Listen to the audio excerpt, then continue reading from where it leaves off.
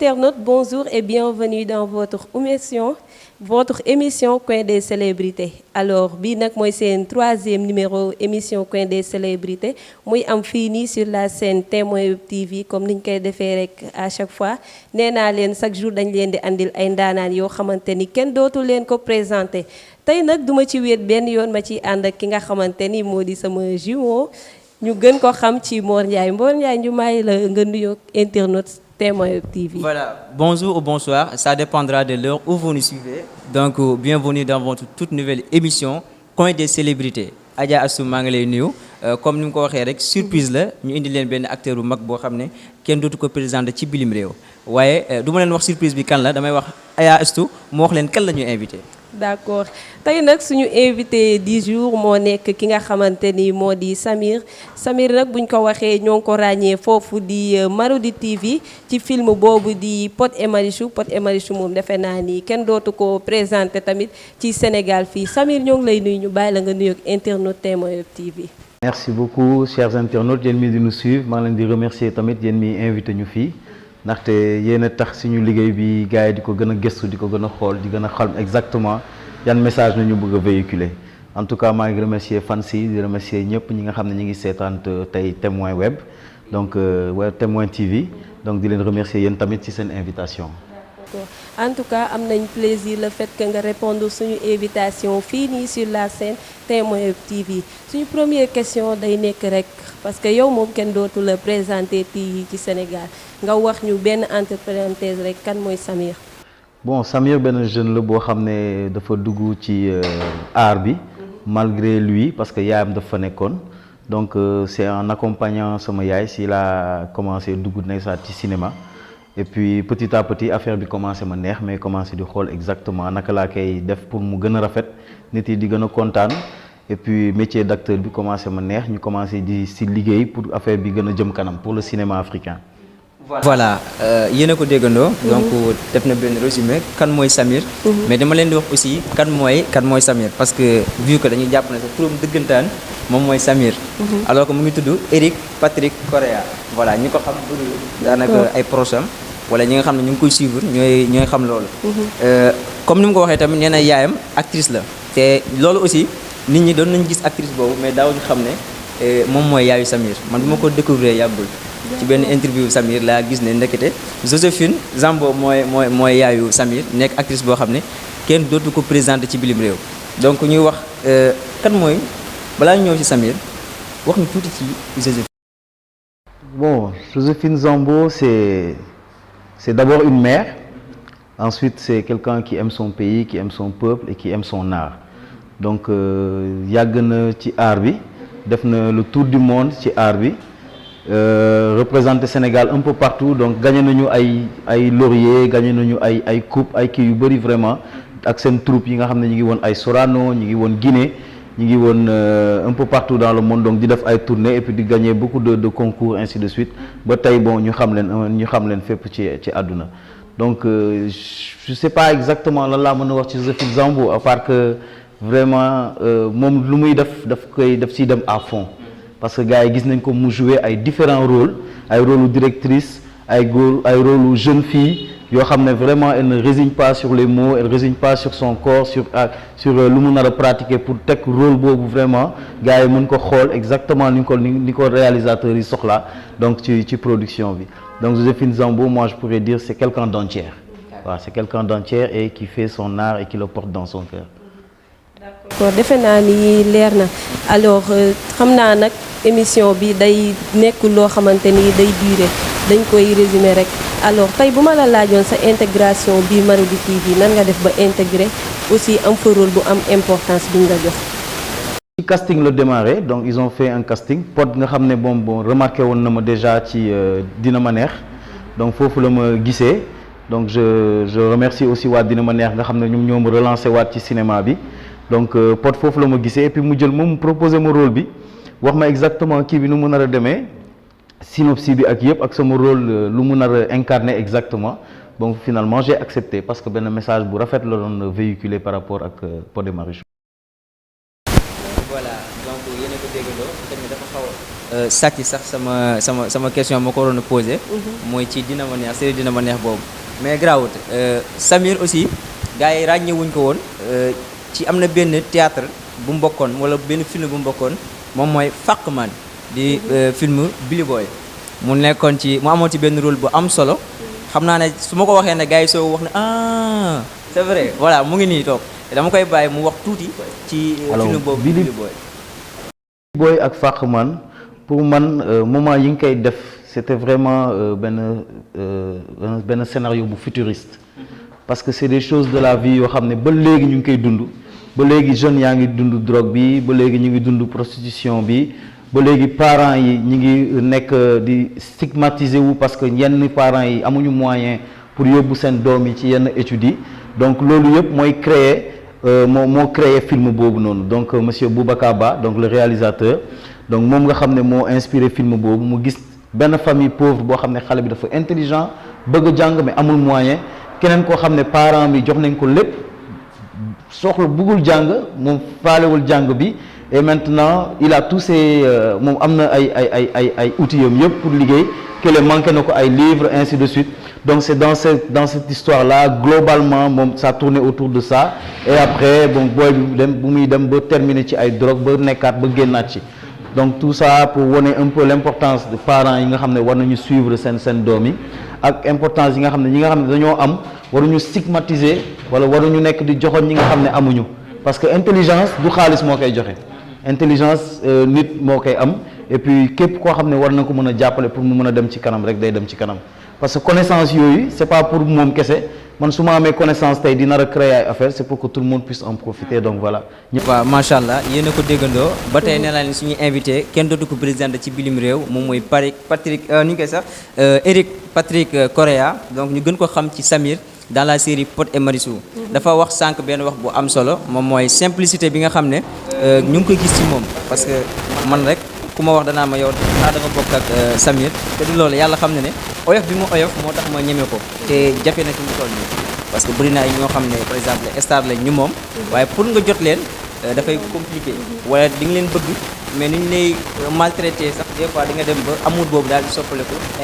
mais Samir foo ko mënti woo n'importe quelle heure même boo ko woowee mu sonné bu koy dana la rappelé mu nekk affaire boo xam ne remarqué nañ ko te population bi aussi ñu ngi la maanaam jàppetuñ la comme acteur rek mais dafa yaatu daal ñu la bëggee quoi xëy na mën nga ko bañ a xam parce que yow yaa féetee foofu mais ñun ñi nga xam ne ñu ngi seen ginnaaw xam na nit ñi ñu la bàyyi xel te gis nañ tam simplicité boobu voilà léegi lan ngay wax ci maanaam acteurs yi nga xam ne xaw nañu diis tuuti parce que tey jii jamono ji boo nekkee acteur ñu bëgg la mais bu ñu la jegewul rek daanaka day mujj nekk aide. man sama bopp laa gën a mën a xam que ñeneen nii quoi mënuma juger ñeneen nii tamit parce que am na ñoo xam ne ñoo ma gën a siiw donc plus ngay siiw plus nit yi di la gën a soxla te finalement da ngay dem ba accumuler wu doo mën a satisfaire ñëpp donc dina am ñoo xam ne di nga leen frustré parce que da ngay daje ak ay fans yoo xam ne ñoom ils sont très très autoritaires man daje naa ak ay fans yoo xam ne ils sont très autoritaires dañu lay invité Facebook wala ñu invité Instagram laaj la sa numéro nga ne ko mënuma la jox sama numéro man ak yow mën nañu waxtaan ba bu mu yaatoo fii parce que Instagram mën nga def appel vidéo xam nga donc je pense pas que ñu soxla forcément sa numéro de téléphone am na ñoo xam ne duñ ko comprendre ils le prennent très très mal dañ la naan booy man soxlawuma dara ci yow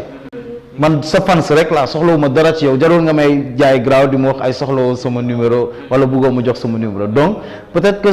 yeneen acteurs yi wala yeneen stars yi ñoom ils ont beaucoup plus d'affluence donc ils sont beaucoup sollicités donc day gën a c'est très difficile pour dire vrai c'est pas facile de satisfaire tout le monde donc yenn saa yi da nga leen di comprendre tamit pour ñoom ñu mën a am seen free tuuti am seen propre dund parce que tant que yaa ngi suivre fans yi tamit doo am sa temps bopp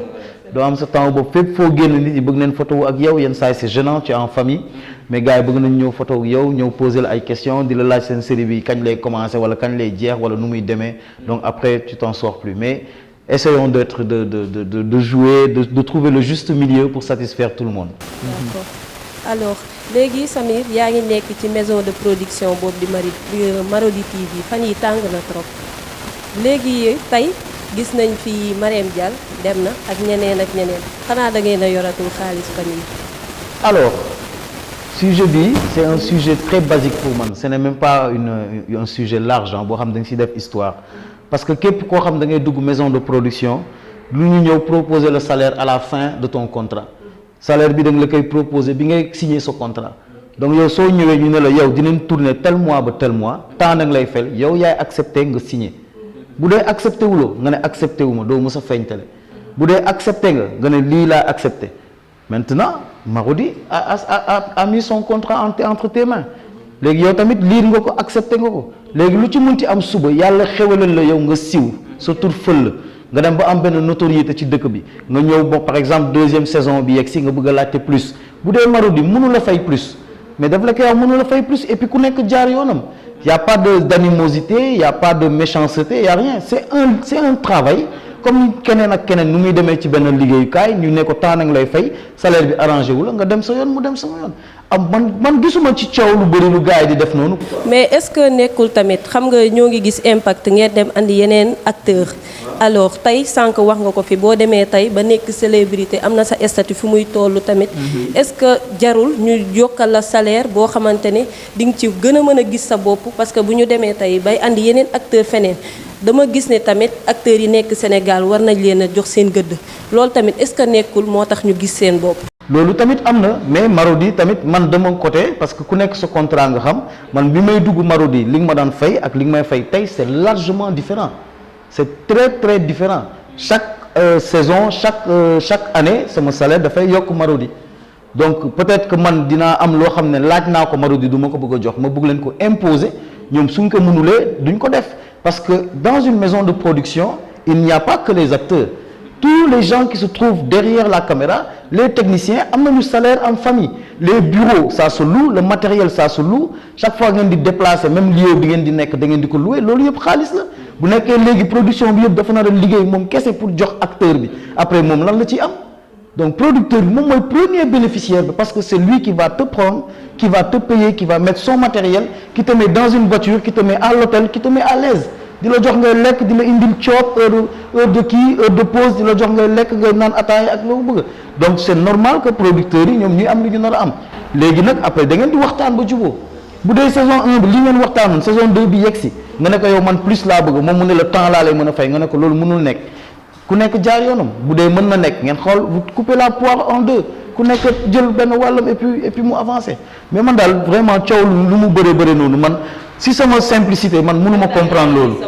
waaw man si sama simplicité mënuma comprendre loolu dañuy ànd tey ci benn contrat ma lire ko ma nangu ko donc bu ëllëgee suñu ñëwee ñu ne ma Eric yow yaa nangu lii damay ne waaw man maa ko nangu mais tey nangootuma ko contrat bi jeex na léegi je veux plus Marodi mënuma fay ma dem mu dem amul benn problème y a pas d'animosité yaa kon instant bi beneen maison de production bu pare woon pour fay la plus. waaw que Marodi TV li ñu lay fay da ngay dem. ah oui moi je suis un acteur. Je suis un acteur, je ne suis marié avec aucune production. Je ne suis marié avec aucune production. Tay su ma nekkoon ak Marodi suñu contrat bi jeex keneen woo ma damay dem ci keneen ki su dee lu mu proposé neex na ma wala rôle bu may proposé arrangé na ma damay dem feneen. Ah oui, je suis un acteur, je suis free. Je suis marié avec aucune production. D'accord, je suis un acteur, je suis free donc acteur yëpp loolu la ñuy wax. Voilà donc il est dépendant. Ou bien indépendant du moins. Voilà Samir. gis nañ ne si yenn séquences yi wala si yenn épisodes yi dañuy indi xadar alors que gis nañ ne à l'intérieur de lui dafa nekk koo xam ne ku bëri yërmande la li koy firndeel moom mooy séquence am bu nga xam ne moom moo wër àddina foog naa si la siiwee sax moom mooy ba muy dóor Sabi voilà boobu sénégalais yi ñu ngi doon wax naan naa ko posé Samir moom la moo ko est-ce que ba mu koy dóor réellement il était en colère wala séquence bi la doon joué noonu nga wax ci waaye man si li ma jàpp mooy boobu da nga meroon dëggantaan waaye nag tungu na teew duy nataal Samir sa séquence boobu ak Sabi mën nga ñu ko expliquer. boobu séquence bu difficile la parce que su la tegalee scénario bi ak yëpp boobu yéen balaa ngeen di ko jouer toog naa ak Sabi ñu waxtaan man ak moom ak yëpp bon metteur en scène bi tamit daf lay wax technique yi ngeen di utiliser bon ni ñuy monter image bi après yow da ngay gis ne maa ngi koy dóor dëggantaan et que je suis réellement en colère. Mais ay plans là c'est des plans différents qu'on prend et ainsi de suite waaw j'étais en colère parce que su ma nekkulee en colère sama geste yi ak sama melokaan bi day faussé parce que quand tu joues un rôle da ngay dugg ci biir kii bi. Moi je n'aime même pas dire jouer le rôle, tu deviens la personne qu'on te demande, tu deviens cette personne là. Am na benn moment même coussin bi ñu ko tegee coussin bi may dóor noonu chat bi coussin bi kii na benn moment ma dóor chat bi dëggantaan mu am gan di tëndandiir après bu ñu paree toog nañu man ak moom ñu may wax ma excusé wu bay waaj a jooy ni sama petit tas mu ne ma c'est pas grave, c'est le jeu d'acteur, parce que elle aussi elle était montée à un niveau extrêmement très non, Chabi elle avait très bien démarré au niveau des actrices, hein, très bien même. Waaw eggoon na benn niveau bu xaay. Mais c'était une scène vraiment que j'ai trop aimé et j'aimerais bien redécouvrir yenn scène yu mel noonu nga xam ne day compliqué day metti dafay laaj benn investissement ci yow ak sa caractère nga changer ko complètement nekk beneen nit pour mën a imposer rôle bi ngay jouer quoi. D'accord léegi Samir mën nañoo xam parce que art bi metti na trop. Gis nga maison de production yi ni ñu bëree. Samir tey bu ñu la waxoon tey kan nga gën a déggool tey ci milieu bi kan la. Par rapport ak acteurs yi wala par rapport ak production yi. Non ci acteurs yi. Ci acteurs yi ah mais ki nga gën a jege ngay déggool Fred laa gën a déggool xam nga ñoom Doudou ñoom Malcolm ñoom laa gën a déggool ñoom Pod parce que ñoom ngay fréquenter chaque jour koo xam ne doo ko fréquenter mën nga ko admirer. Tu peux avoir de l'admiration pour cette personne nga fan ko par rapport ak lu muy def parce que man mii en tant qu'acteur damay fan yeneen acteurs yoo xam ne du ñuy jouer daf may neex mais du ma amuñu rapprochement parce que du ñu daje fenn man ak ñoom su dee damay tourner ak ñeneen lay tourner donc du ma tourner ak moom donc ainsi de suite donc loolu day indi affinité plus ngay tourner ak nit plus ngay jege nit loolu day indi affinité donc man sama gang bi noonu daal gang des fantastiques ñooñu laa gën a déggool. D'accord léegi xam nga. Yéen ñëpp ay acteurs ngeen. bari nañ lool macha allah est-ce que mës na laa arrivé un jour ay affaire yu mystique mës na laa dal parce que léegi moom. metti na trop liggéeyante bi fii soxorante bi yow loolu ban jàngat nga ci am est-ce que mës na laa arrivé. gisuguma ko nag vraiment si ñun quoi si ñun moom gisuguma ko waaw si ñun moom gisuguma ko je sais pas ndax am na ñeneen ñu koy def waaw. ci moom gisugu ko mais Olof Ndiaye def ne en général loo gëm. ngay gis. est-ce que newul ne. Patrick dafa gëmut yooyu parce que nous les Africains donc dañoo gëm ne ay gàllaaj yooyu am na mais Samir dafa mel ni moom dundut yooyu. ok voilà ça se voit dundut yooyu moo tax du ko mën a gëm lu ñëw rek day jàpp ne ndogal la. d'accord donc ci li mu mujjee wax lay ñëw les 4 fantastiques nga xam ne nekk na benn série boo xam ne daanaka ñëpp découvrir si la ñu gën a gis talent Samir voilà parce que dans Pod et Marichou dañu ko joxoon rôle boo xam ne dañu mel dañ ko résumer. yaatuwul mais ci 4 fantastiques dañu mel dañ ko bàyyi libre maam ak talent am dëggantaan ci les 4 fantastiques la génn 4 fantastiques mën nga ma expliquer projet boobu. alors projet boobu c'est un projet boo xam ne même ñun daf ñu dépassé ñu ngi ko def ci benn weeru koor donc pendant tout le mois c'était très calme ñu doon commencer tournage très tôt le matin di terminer tamit ay juste après-midi bi pour ñëpp mën a dem préparer wu pour ndogu. donc ñun bu ñuy démarrer donc xamuñu woon exactement fu ñu jëm mais chaque jour dañ doon indi ay idées yu bees xam nga di proposer ay scènes yu bees ba finalement moi je trouve que c'est la série où il y a eu un début et une fin logique pour man bi may suivre les 4 fantastiques yëpp par rapport ak yeneen séries yi ma doon suivre boobu moom vraiment daf ñoo bett. même ñun mi nga xam ne on était des acteurs mais saa yu ñuy seetaan série bi ñun bu ñu koy seetaan dafa am mel ni beneen nit nga nekk di seetaan par rapport ak yow quoi donc ça c'est une série qui a très bien marché qui a touché énormément de gens bon malheureusement bi ñu koy defar on n'avait pas prévu donc de faire beaucoup de publicité dañ waxoon dañ koy def ay sitcom yu ndaw def ko sur internet bi et finalement ça a explosé ça a plu à tout le monde donc voilà loolu moo indi tey donc Une femme un mari. xam naa ne li des sax ci heure bi bareetul dañuy ñëw rek ci seen série bi nga xamante ni kenn déggatu ko kenn gisatu ko mën naa ne daal tojatul fenn muy Pod et Marichou yéen fan ngeen toll ci seen série boobu. Pod et Marichou production bi ils se sont rendu compte que ci biir série bi mën nga ci def au moins 4 wala 5 séries parce que histoire yi dafa bëri ci biir donc on perdait non seulement beaucoup d'énergie là-dessus beaucoup d'argent et puis internautes ci ko doon seetaan yenn saa yi dañ nekkoon di réer ñu ne léegi il faut que ñu concentrer wu ci benn wala ñaari histoire ci biir Pod et Marichou ñu bindaat ko correctement relancer waat ko donc et c'est ce que nous sommes en train de faire en ce moment donc ñu ngi koy bindaat ñu ngi koy résumer waat pour mën a créer benn fin pour chaque histoire pour mën a concentrer wu ci 2 ou 3 histoires yoo xam ne loolu mooy nekk clou du sujet wu Pod et Marichou. D'accord parce que man seetlu naa ci aussi suñu internautes yi tamit loolu la ñu wax nee nañ Pod et Marichou moom dafa mel ni sax ñoom dañoo doyal parce que à chaque fois saison bu ñëw Pod ak ki muy àndal première saison Marichou deuxième Eva Betty kenn mënta comprendre donc comme ni nga ko waxee sànq rek lan nga leen mën a jox loo xamante ni rek dina leer seen nopp. alors li nga xam ne moo leen neexoon au départ ba ñu nekk di suivre Pod et Marichou ba di laajte tey fu mu nekk c'est parce que am na lu ñu nekk yoo xam ne ñu on a semé quelque chose dans le cœur de ces internautes là te am na tamit fu ñuy séntu donc ñu ngi laajte suite mais suite bi dina ñëw te su boobaa ni ngi leen charmé au départ noonu lañ leen di charmé waatee su kii bi si saison bi nii di waaj a génn. si bien sûr man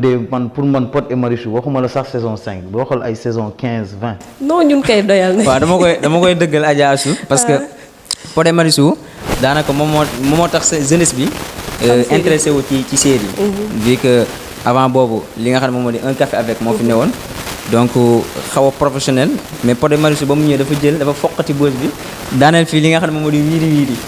voilà nekk fi di réñëw neex tamit waaw dina ma neex tamit avant boobu dina ma neex moo fi newoon voilà ñoom kii ñu ko Maymuna maa ngi ko nuyu de passage tamit moom it sama xarit boobu gis nañ ki nga xam ne moom moo di Baye Fall nekkoon ci wiiri donc naka la acteurs yi di dundee est-ce que kon li ñu wane ci télé bi ak li ñu dund carrément dëgg la parce que Baye Fall mu ngi am problème nee na ñi nga xam ne ñoo nekkoon coéquipier am dañu ko seetaan ci feebaram boobu daanaka duñ ko woo am na kenn koo xam ne yoreel na ko ci xaalis Baye Fall neen da koy woo mais danaa rappelé mais bu koy waat du ko jël mu feebar ba gisatul ne da doon ñëw plateau di nuyoo gars yi di ko mbalat naa ko Baye Fall fan nga féetee est-ce que loolu war na ci ñoo xam ne dañoo ñu koy sax da nga ko soxla woon ci rôle mu ñëw jouer la ko dem ba am problème nga koy seetaanee noonu. waaw loolu metti na trop nag mais un contrat c'est un contrat gis nga man yenn saa yi nit yi dañ may wax man dama xaw a tubaabe mais c'est pas ça nit ki bu fekkoon ne yow par exemple tuurkatu mbalit nga woon je donne un exemple. yow nga dem ba liggéeyatoo ak ñoom seen contrat jeex na nga toog sa kër nga feebar est-ce que société boobu dafa am obligation ñëw jàppale la c'est pas forcé nit ki moo am compassion mu ñëw jàppale la mais tey nii man nii su ma feebaree Marodi fay na ma lu ma nar a fay yépp man ma feebar mais Marodi su ko neexee mu ñëw jàppale ma mais su ko neexulee tamit mu toog këram parce que liggéey nañu seqoon c'est pas parce que da ngeen li ñu gis télé chaque jour ngeen foog ne dafa am benn genre relation d'amitié wala une relation de sang liggéey moo ñu boole et il faut pas mélanger les sentiments avec ça il faut être très très prudent léegi yow mi nga xam ne yaa ngi liggéey ci aar nga xam ne yow amoo retraite amoo ainsi de suite amoo ay yoo xam ne yaa ngi koy denc mais yow yaay ménager wu xam ne tey àdduna neex na tu es jeune yaa ngi gagné lu bëri nga xool ni ngay préparer sa futur ak sa retraite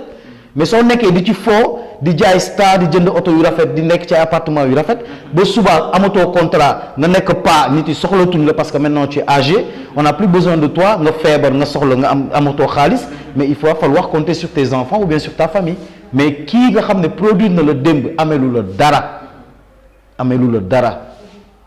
voilà donc yéen a ko déggandoo xam naa ne rek man foofu lay daal di tëjee jox soxna Adja yéen a ko déggandoo maanaam de obligation maison de production boobu ñëw dimbali ko donc daf koy neex wala mu bañ ko neex mu toog parce que liggéey la ñu sekk après liggéey bi donc ku nekk day dem bay waaram parce que avant ngeen di sekk liggéey tamit mën nañu wax ne xamante woo leen woon donc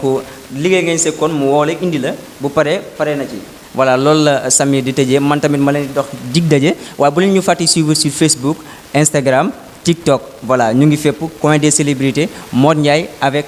soxna Adja voilà man soxna laa koy wax ndaxte kilifa la ñu àndoo seen xarit voilà l'acteur des acteurs voilà ki nga xam ne jeunesse bi ñëpp a ko sopp ñëpp a ko bëgg ndax simplicité am ndax baaxam oyofam donc ñu koy ñaanal mu gudd fan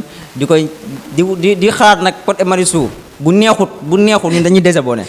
voilà loolu laay tëjee soxna Adja. d'accord moo kontaan naa trop le fait que ñu sekkoon waxtaan bi aussi di remercier ki nga xamante ni moo di suñu invité du jour muy Samir le fait que mu répondre suñu invitation fii nii sur la chaîne Témoin TV alors di leen jox dig daje rek ci beneen numéro di wax ni kontaan nañ comme ni mu ko waxee rek tout à l'heure Marodi moom nekk na maison de production boo xamante ni par yenn saa yi ñu sànni ko xeer mais moo ngi def liggéey bu am importance parce que koo xamante ni moo ngi jàppale ndaw ñi amul dara loo xamante ni war nañ ko wax merci beaucoup kontaan nañ trop ngeen ci doon ànd ak Adja Assou ak ki nga xamante ni moo di Modou Ndiaye dañu fàtte aussi di remercier suñu caméraman yooyu merci beaucoup à la prochaine. Allez merci.